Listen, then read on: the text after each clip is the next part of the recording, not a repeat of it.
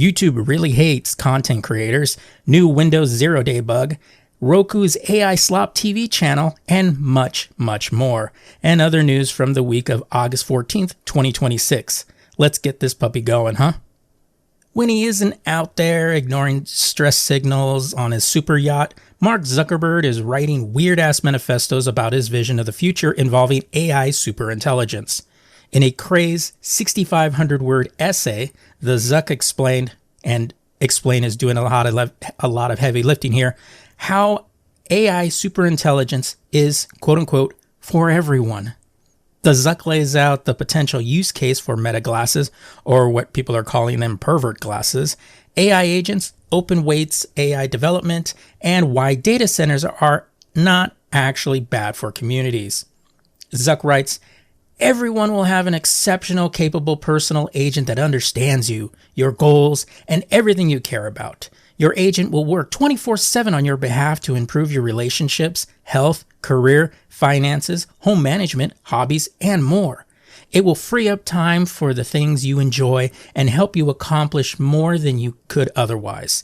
And it will have strong privacy and security options so you can trust it to handle all of your personal content, knowing that no one else will have access to it. Sorry. Similar to how encryption works on WhatsApp. You'll be able to interact with your agent through any device, including your glasses, to keep you present in the moment with the people you care about. Yes, because Meta has done so well with privacy in its long history, opening up the door to Russian bots that spammed the 2016 election and with fake stories about Democrats and Hillary Clinton. Their only point of proof was that they had a valid credit card, the Cambridge Analytica fiasco, hiring Trumpian people to sit on their board to curry favor with the administration, as well as donate millions to fund his inauguration. Oh, and on top of that, you have huge examples of AI running amok. I mean, we've seen malevolent AI agents endlessly spam humans in the internet with drivel, and those were just the kind of annoying ones. We have seen AI agents hack companies, and over the weekend, or this last weekend, an Australian man went viral because his AI agent that was tasked to sign him up for a gym class did so by hacking the gym's reservation system and canceling other people's reservations. And within the essay, Zuck goes on to rant about how using AI to outsource some parenting tasks. Quote, my agents flag an interesting information and helps me prototype ideas. It helps me keep my healthy by, It helps to keep me healthy by monitoring my sleep and then watching as I train and give feedback. My daughter loves to bake, so my agent plans personalized recipes for us to make together each weekend, order the ingredients, and then offer suggestions as we're baking, he writes. My 8-year-old daughter can already code and her ideas and produce videos in an evening that would have taken me months or been impossible previously. Now we're designing a robot together. Jesus Christ, this guy. And as the saying goes, the devil is in the details. Now he claims that AI superintelligence will be free to everyone, and that's everyone will be, quote, part of the future, end quote. Well, at least some will be. We will offer free versions that will be accessible to billions of people, Zuck writes. And for those who want to pay to use more compute, there will be a dynamic auction mechanism that will guarantee that everyone gets the lowest price possible for intelligence and compute they're using, while also ensuring that the capacity is used for whatever people collectively find the most valuable. And there are so many examples of Zuck using platitudes and as well as, using a lot of words to not say anything at all. Here's an example. Humanity is not a monoculture. People's diversity values represent different trade-offs they would make on important issues. There is no technological solution that can align with everyone's opposing interests and values at once. So that's a whole lot of words to say nothing at all. It's one of those, I recognize the words. And another example is, If people can use AI to invent incredibly valuable things, then it will make more sense to allocate it towards that rather than automating existing jobs. The more superintelligence serves as a tool of invention, the more likely that individual capability outpaces automation and the future is better for people. Maybe you shouldn't have dropped out of Harvard. And I suggest that you read this article from 404 Media. It's insane. This is one of those posts that someone that is incredibly high writes on Twitter at 2 a.m. Essentially, the Zuck is trying to appeal to people that AI is good for them, and while being extremely good for Meta and also incredibly good for himself. He also believes that using AI superintelligence will prevent government tyranny, which is hilarious in and of itself, because who is doing the most business with AI companies, including Meta? The United States government. So you can find the link of the original piece in the show notes at the blog, thelazygeeksblog.wordpress.com, and just find this episode. Moving on. You can't go almost a minute without hearing of a company being hacked. Valve warned customers of the Steam Machine and Steam Controller to beware of possible phishing scams after details of a hack came from the shipping partner Ceva Logistics. I can't tell if it's actually like an acronym, CEVA, or it's just Ceva. And the company informed Valve on August 7th when Valve sent out an email to customers on August 10th. Now, according to Valve, customer payment information wasn't compromised, but names, address, countries, phone numbers, Steam email addresses, and Steam hardware purchase details were. Because, that's better. The company told customers to look out for phishing emails. They said in the statement, quote, expect fake messages, email, SMS, and phone that mention your hardware order or appear to come from Steam, Valve, or a delivery company. They may quote your address back to you to prove they're genuine. They may ask you to confirm a delivery, pay a small customs or redelivery fee, or sign in through a verify your order and treat all of them as fake, end quote. Now, I mean, if you're a Valve user, you know, which would mean you understand how the internet works, basically. But if it is worth repeating, the company clarified that Steam support never contacts users through email, Steam chat, or Discord, and only handles account problems through its help page. And they encourage users to avoid clicking on login links that confirm that Steam support, and couriers will never ask for passwords or a Steam Guard code. Now, this is good just in general. I know so many older people and younger people that get nailed because of this stuff. And best bet is that if it ended up in your spam folder, there's generally a reason why. Check the email address in the email from where it came from, and while it may say customer service of a certain country, the actual email address may be you about to get fucked at anywho.ru.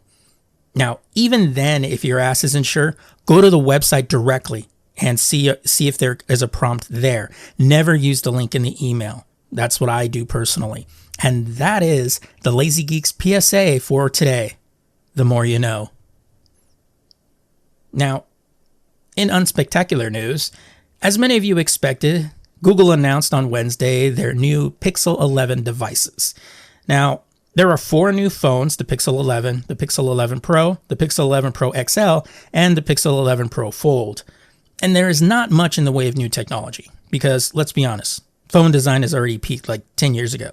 Nothing is going to be earth-shattering unless they make a new battery, a better battery, a battery that could last a couple of days, because you know they can. Now, anyway, some minor points show the camera bar was retouched. It features edge-to-edge glass with a metal frame. The Pixel 11 phone all runs on Google's new 10-sensor G6 processor.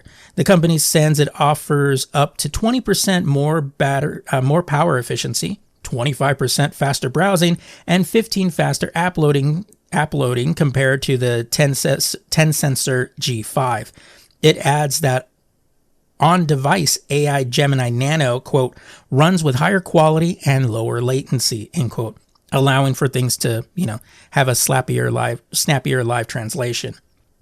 Now, On the camera front, the chipset is said to have an improved image sensor signal processor, ISP, while Google claims it has 10 sensor processor units that are 50% more powerful compared to the 10 sensor G5 on device models can, quote, process complex computational photography more quickly, end quote. Whatever the fuck that means.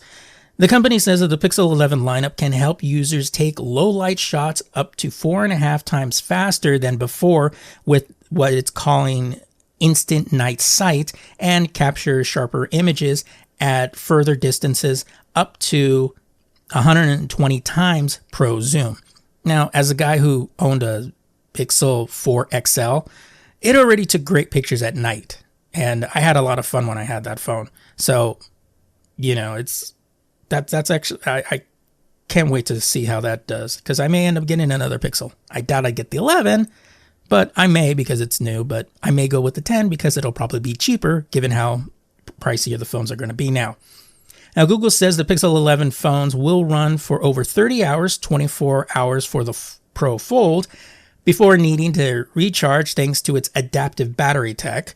It adjusts how much power each app draws depending on how often you actually use it. After 30 minutes of charging over a wired connection, the company says the Pixel 11 or Pro battery will reach up to 55% of capacity. The Pro XL will hit up to 75%, and the Pro Fold will juice back up to as much as 50%. And they will also run Android 17 because, of course. Now, the devices will be more expensive than their predecessors. What a shock. Each Pixel 11 device is $100 more than the equivalent Pixel 10 model, and that's not great. It's not good, but it's not great. And let's be honest, it could be a whole lot worse. Speaking to you, Apple. Google is offsetting that increase a bit for the Pixel 11 and the 11 Pro by bumping up the base storage of 250 gigabytes. However, the Pro and Pro XL starts with 12 gigabytes of RAM, down from the 16 gigabytes from the previous year. You can opt for a version with 16 gigabytes of RAM, though, and that's going to cost you some money there. The Pixel XL starts at $899 for the 256 gigabyte configuration. It'll be available in Frost, Pistachio, Hibiscus, and Obsidian. Good God, what happened to just blue, black, teal, silver? I miss those days. Damn, I'm getting old. Alongside the refreshed look, the new chipset and storage upgrade are the biggest spec changes in the Pixel 11. The display, for instance, appears identical to that of the Pixel 10. It's a 6.3-inch OLED screen with up to 3,000 nits of brightness and a resolution of 1080 by 2424. The camera array is similar to the Pixel 10, the Pixel 10s too, though blessedly the bar doesn't stick out as much. It has a 48 megapixel main sensor, 13 megapixel ultra wide, and 10.8 megapixel telephoto. The main camera is larger though. It has a wider field of view at 85 degrees versus 82 degrees in last year's model. It has a 1 by 1.56 inch image sensor size compared to the half inch in the Pixel 10.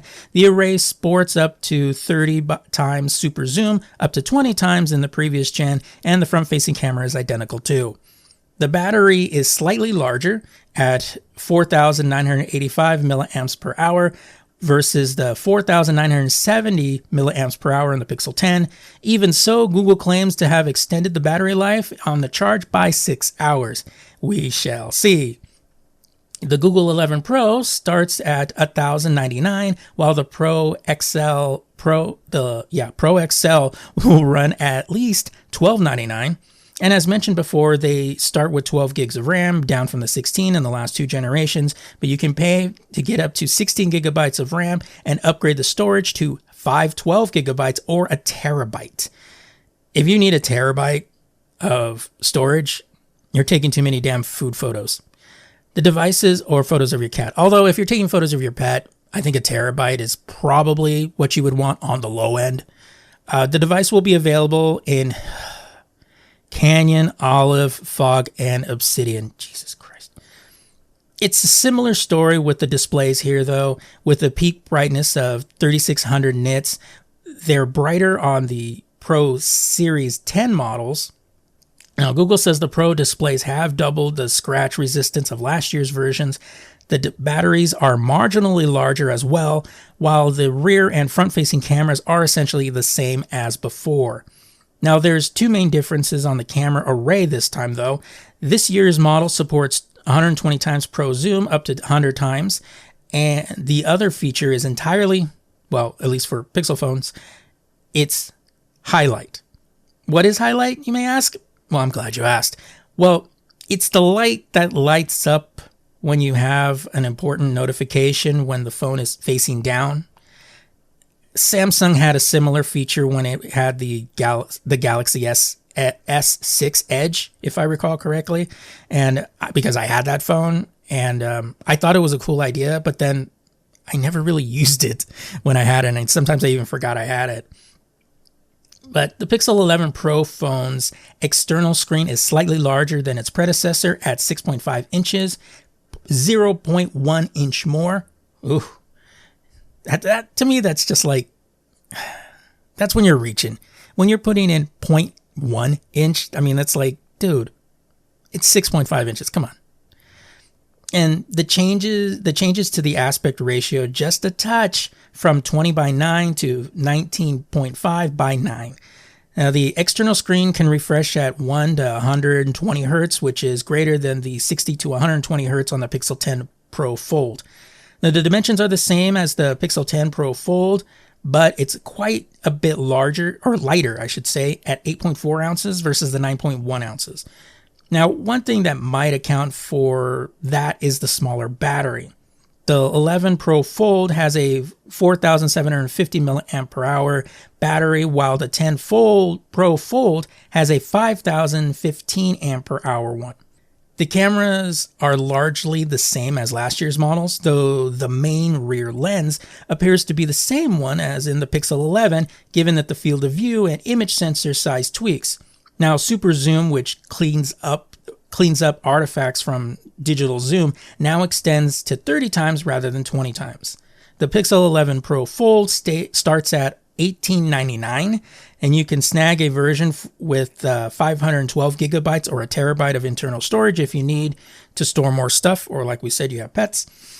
Pre-orders of all the devices started on Wednesday, and honestly, most of these new features come from software.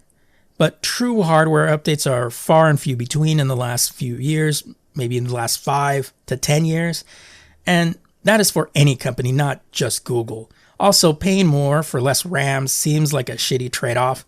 And to be honest, if you had last year's models, I don't see any real reason to upgrade. You'd be probably fine skipping this. My personal preference is every 2 models. You don't need it every year.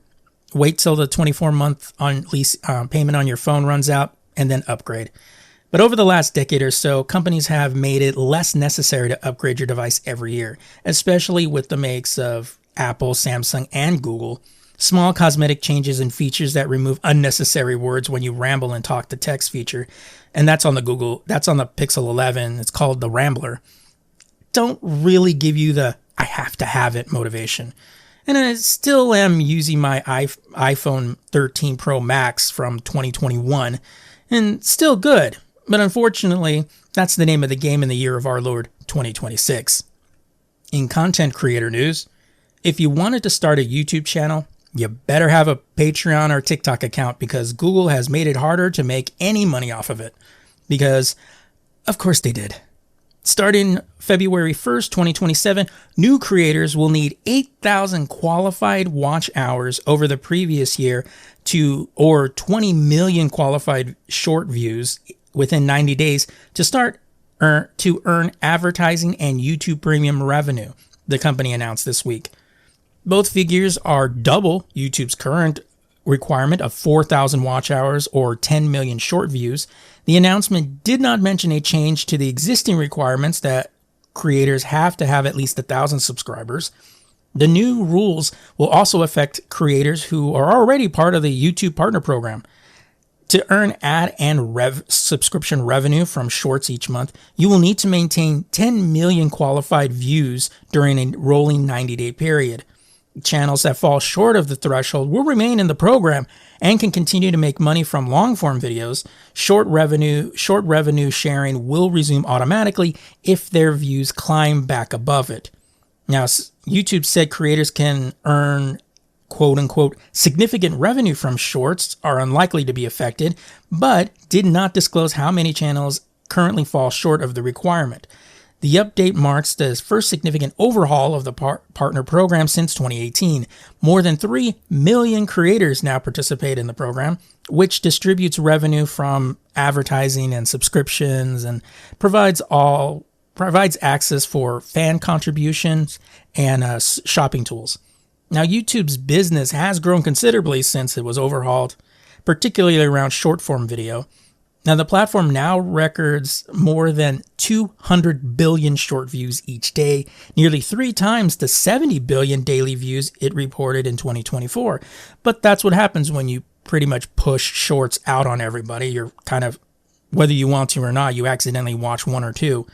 Now, viewers also reportedly watch more than 1 billion hours of YouTube on their televisions daily. And to be honest, I probably half of that. Now, as it places tighter requirements on shorts revenue, YouTube is promising other ways for smaller channels to earn money, because of course you need to entice them somehow. The company says it plans to introduce bonuses tied to YouTube shopping, incentives for brand partnerships, and additional payments for creators who start or grow trends. Details about the value of those incentives, their eligibility rules, and when they will become available have not been announced because, of course, the lower level of the partner programs will remain unchanged. Creators can still qualify for fan funding and shopping tools with 500 subscribers, 3 public uploads within 90 days, and either 3,000 qualified watch hours or 3 million short views. That tier does not include advertising or premium revenue. Now, according to YouTube's eligibility guidelines, qualified watch hours come from public long-form videos. Qualified short views are engaged views from public videos shown on the Shorts feed. Activity from private, unlisted, or deleted videos does not count toward either requirement. Now, some content creators note that the massive increased views in shorts is a way of people pulling back on shorts content. And since we started our YouTube channel again, it seems like a long haul to get to the base requirements, much less something that could lead to revenue. That's why it's probably a good idea to start up a secondary revenue source. TikTok has been promoting like hell, getting people on their platform and produce original content. But again, the algorithm is always against you. Now, while YouTube gurus will tell you that you can make it rich by following these steps, that's just simply cheating. They will tell you to follow trends. The problem is that the algorithm rewards clout chasers. Anyone with original content is facing an uphill battle. Does that mean I'll back off uploading things to YouTube? No. Just allows me to be a little more realistic for the moment and reminds me that if I'm doing this to make money or just simply to share my content. And that's, I think, something you'll need to decide on your own. In Microsoft news, a security researcher has published details of a new vulnerability in the latest versions of Windows that allows hackers to gain system-wide access to the user's device and data, despite facing a legal threat from Microsoft weeks earlier over the release of previously unknown software flaws. Why does none of that sound weird at all? The new bug, dubbed Shield Break, is the latest disclosure by security researcher Nightmare Eclipse, who in recent months has published details of several bugs affecting Microsoft products, including Windows. According to Nightmare Eclipse's post, Shield Break takes advantage of a flaw in Windows Defender, the anti-malware and security engine built into Windows. A successful attack allows the hacker to escalate their permissions from a low-level user to full access to the device and its data. Nightmare Eclipse published the proof of concept exploit as a Windows app, requiring the user to run the app to exploit the bug. The bug works on Windows 10, Windows 11, including the latest 25H2 version, and Windows Server 2025, the researchers said. security researcher Will Dorman verified that I stumbled there because of Dorman. I think it's Dorman. Anyway, this dude verified that the bugs work and that the Windows Defender must be enabled for the exploit to work. The latest exploit builds on an earlier exploit that Nightmare Eclipse developed, dubbed Rogue Planet, according to Nightmare Eclipse. Microsoft rolled out a patch for Rogue Planet, but the researchers implied that Microsoft's fix was not sufficient and that the latest exploit demonstrates a full bypass of the earlier patch, because yeah, that's Microsoft for you. Microsoft has not yet released a patch for the shield break bug. The bug is considered a 0-day because of the software maker, in this case Microsoft, was given no time to patch the bug before it was publicly disclosed. When reached for comment, an unnamed Microsoft spokesperson said the company is, quote, aware of the reported vulnerability and is actively investigating the validity and potential applicability of these claims, end quote. Now, the release of this new 0-day is the latest in a long back and forth between security researchers and software giant over the company's alleged handling of their bug reports. In a series of blog posts, the security researchers claimed that Microsoft mistreated them and did not handle their bug reports sufficiently, and with the implication that the researchers had no choice but to publicly disclose the bugs online. Nightmare Eclipse previously released several other bugs in Windows that were later exploited in the real-world attacks to hack into organizations. Now, in May, Microsoft published a blog post threatening to take legal action against security researchers like Nightmare Eclipse if they release details of 0 days outside of the company's disclosure policies. The company faced heavy rebuke from the security community, many of whom described similar experiences with Microsoft's handling of their bug reports. Microsoft later walked back the comments in a social media post because, yeah, its original blog post still remains published and unchanged. Shieldbreak lands a day after Microsoft's regularly scheduled monthly security patch releases, dubbed Patch Tuesday. This is the second month in a row where a number of patches had reached around 500 or so bugs driven by the company's growing use of AI to weed out security flaws. Microsoft has been notoriously known for being lax on people's reporting bugs, which is funny given that the company that is known for breaking its own software with their own damn updates would take outside reports seriously. Then again, when Microsoft claimed earlier this year that they were looking to win back the customers and improve quality, they didn't mean yours. In continuing Meta news, Meta and TikTok tried to defeat thousands of social media addiction lawsuits in one fell swoop, but an appeals court kind of gave them the bird in a ruling issued last Monday. First up, among the lawsuits in a case brought up against Meta by the California District Attorney and other states' AGs, Meta said in a court filing that the state's AG's demand for damages would amount to more than $1.4 trillion, or probably two of Mark Zuckerberg's, super yachts. A trial in district court is scheduled to start on August 19th, with jury selection having begun last Thursday. In a 3-0 ruling, in judges panel from the U.S. Court of Appeals of the Ninth Circuit rejected Meta and TikTok's claims that they have legal immunity from the lawsuit under Section 230 and the Communications Decency Act. Quote, because Section 230 merely provides a defense to liability, not immunity from suit, we lack appellate jurisdiction to review the court's decision's ruling on the interlocutory basis. Therefore, we dismiss Meta and TikTok's appeal, the judges wrote. They added in a footnote that, quote, Meta's emergency motion to stay trial pending resolution of this appeal is denied and moot, end quote. Meta was the main company claiming immunity from the lawsuits. The Ninth Circuit Court of Appeals said, quote, the TikTok entity have not independently briefed any of the issues and merely joined in Meta's arguments, end quote.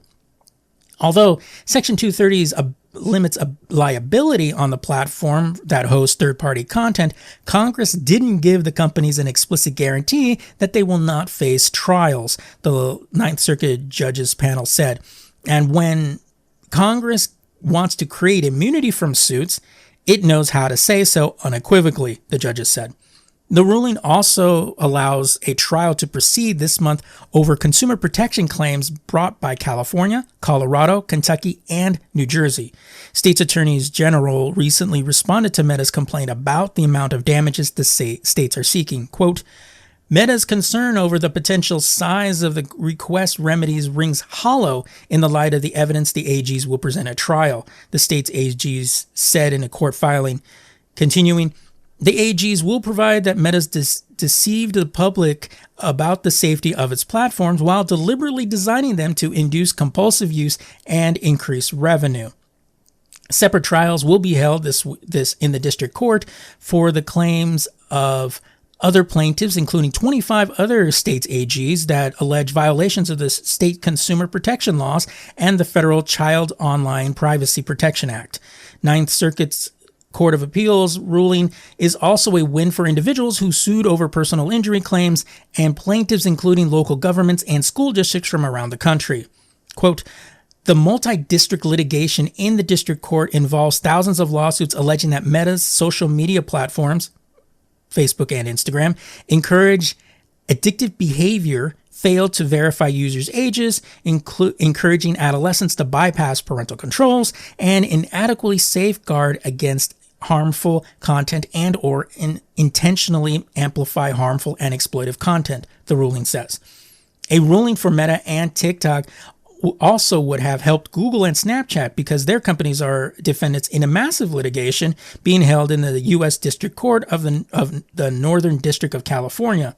A Reuters article said the consolidated cases include more than 3,000 lawsuits. U.S. District Court Yvonne Gonzalez-Rogers mostly denied a Meta's motion to dismiss in an order in October 2024.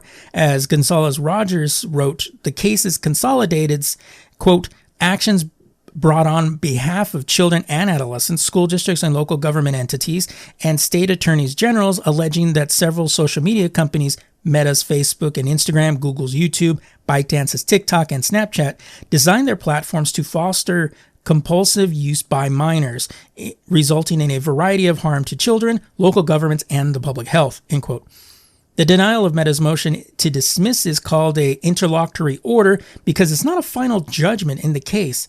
Interlocutory decisions generally can't be appealed immediately, but there are exceptions. Meta claimed that the ruling denying Section 230's immunity are quote-unquote collateral orders and thus can be appealed before a case has a final judgment.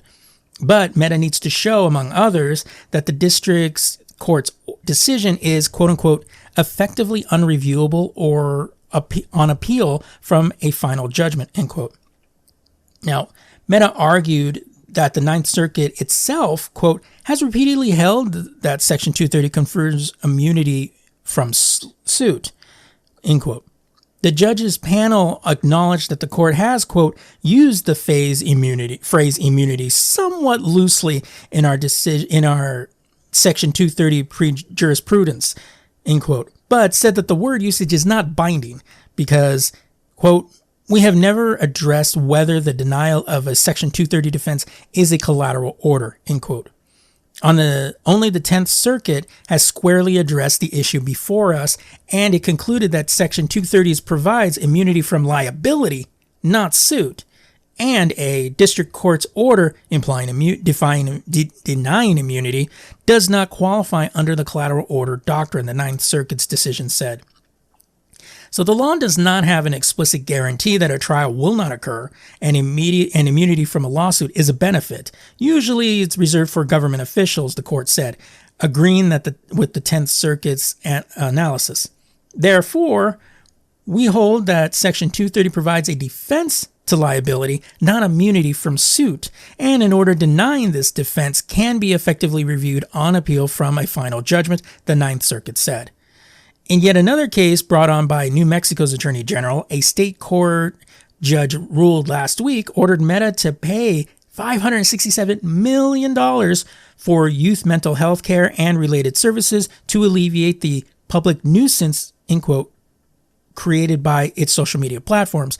Meta has also ordered by a jury to pay $375 million in civil penalties during an earlier phase of the New Mexico case. Now, While I don't believe in censorship, there needs to be a reining in on social media companies. They have the freedom to do whatever they want and make money off of selling your personal information. And I agree, Section 230 says that the social media company cannot be prosecuted for what someone else posts on their site, which they will allow any racist or vile comments to post. Same with TikTok. I've had some racist things said to me on TikTok and Meta platforms, and I reported them. They came to me saying they didn't violate consumer community guidelines. However, say something about Israel, and you'll find that thing completely removed. In AI slop news, it doesn't matter what you do. It seems like everyone wants to bring you AI slop. Roku has partnered with Fairground, an entertainment startup, quote, at the meeting point of generative AI and premium streaming, end quote, to create Fairground AI TV, to create Fairground AI Creator TV, a 24-hour channel dedicated to AI-generated content. It's now available through the Roku's channel's free ad-supported live TV service. Fairground AI Creator TV will offer 14 shows, movies, and shorts generated by AI, Variety reports. These will cover genres such as science fiction, drama, animation, true crime, and comedy. The channel is a scheduled stream, so viewers are subjective to whatever is currently airing and cannot select AI content on demand. Holidays like Halloween and Valentine's Day will feature themed programming. Other streaming platforms will offer Fairground AI Content Creator TV through Fairground founder and Smart TV veteran Colin Petrie Norris wouldn't tell Variety which ones, but only that they're the biggest. Petrie Norris says that the channel will give independent AI filmmakers, which is a bit of an oxymoron, a way for their gorgeous creations to reach audiences. There are the folks in 1 to 3 years time are going to be the Mr. Beast of entertainment, he said. I bet you guys can hear my eye roll. Now, if you don't have access to the Roku streaming channel, bless you. But if you want to get a sense of what the Fairground AI Creator TV will stream, here's a sample, including Trouble in Paradise and What If Sherlock Holmes Was a Woman? Riveting television. I know there are tech bros there that are holding their raging boners right now at the thought of this. And just what I want to see. A group of talentless people who believe that they can create art by typing in a few prompts, creating recycled garbage because AI doesn't actually produce anything new or innovative, analyze what has come out before, and produce something that has already been done. So, if I want to do that, I could just watch YouTube gurus explain how to beat the algorithm and make millions off the platform in 30 days. Lastly, our grifter-in-chief is getting sued. The Freedom of the Press Foundation, FPF, and The Intercept is suing President Donald Trump over Trump's Social's recently announced Truth API, which gives paying subscribers early access to the president's post. Quote, Truth API uses familiar industry standard delivery methods to deliver Truth Social posts to our customers in milliseconds, Truth Media said when announcing the feature last month. According to the lawsuit, the subscription violates the First and Fifth Amendments of the Constitution, which guarantees equal access to the president's announcements and prohibits the government from imposing unreasonable conditions on the availability of government benefits. And besides claiming Truth API violates the Constitution, the lawsuit also says Truth API harms both the FPF and The Intercept. The new subscriptions means both groups, quote, face indefinitely delayed access to the president's latest posts, end quote, and, quote, permanently bars the president's archived post, end quote, if you don't pay. And that's why they're saying the court to declare the Truth API unconstitutional and unlawful, and to prevent Trump and the other defendants in the lawsuit, White House Executive Assistant Natalie J. Harp and White House Deputy Chief of Staff Daniel Scavino, from exclusively posting government information on Truth Social. Truth Media and the technology group announced a $100,000 per month Truth API in July 2026, declaring it, quote, a meaningful ongoing source of revenue for the company, end quote. As by the company's logic, Trump's habit of making announcements and policy decisions via Truth Social posts is valuable information for investors. The subscription also directly benefits Trump, according to the APF. The president was a majority stakeholder in Trump Media when it launched in 2021, and when he was then reelected in 2024, control of his shares shifted to a trust that lists him as the sole beneficiary and his son Donald Trump Jr. as the sole trustee. Wow, he really hates Eric. The lawsuit claims the company and Trump are entangled in other ways. Trump is, quote, generally obligated to make any social media post on Truth Social and not make the same post on another social media site for 6 hours, according to the agreement quoted in the filing. That makes the Truth API a further cash-in on what is already a questionable arrangement. I mean, are we surprised? I mean, seriously. During the course of a week, I kept hearing his cultists saying that it was okay for Trump to make money while in office. They have no problem with that. Yet they screamed bloody murder, saying that Biden, without any evidence, was making money from his office. But he's going ahead and doing it in broad daylight, and no one seems to care. And I remember the days when crimes were actually illegal. But when you're part of the Epstein class, you can get away with murder. See what I did there? So if you stuck around this long, be sure to like and subscribe. If you would like to support our growing channel, you can sign up for our Patreon and get early access to our episodes. Links are in the description below. And be sure to comment with your thoughts, suggestions, or reactions to the episode. See you next time.